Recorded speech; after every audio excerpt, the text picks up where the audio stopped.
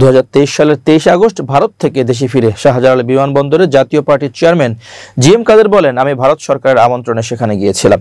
সেখানে বেশ কয়েকজন গুরুত্বপূর্ণ ব্যক্তির সঙ্গে আমার খোলামেলা আলোচনা হয়েছে। সেই আলাপ কার সঙ্গে হয়েছে এবং কি বিষয়ে হয়েছে সেটি বিস্তারিত কিছু বলতে পারবো না। তারা যদি প্রকাশ করতে চান করবেন, কিন্তু তাদের অনুমতি ছাড়া আমি কিছুই বলতে পারবো না।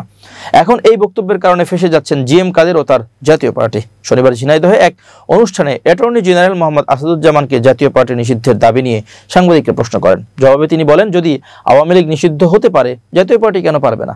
জাতীয় পার্টি 1982 সাল থেকে 1990 সাল পর্যন্ত বাংলাদেশের মানুষের রক্তের সাথে বেইমানি করেছে, রক্ত নিয়ে খেলেছে। তিনি আরো বলেন, জাতীয় পার্টি জুলাই বিপ্লবে আওয়ামী লীগকে সহযোগিতা করেছে। সুতরাং নূরের উপর হামলা বিচ্ছিন্ন কোনো ঘটনা নয়, এটা সুগভীর চক্রান্ত এবং ষড়যন্ত্রের একটি অংশ। সে কারণে যে দাবি উঠেছে তা আইনগত দিক যাচাই বাছাই করে কি পদক্ষেপ নেওয়া যায় আমি তা দেখব।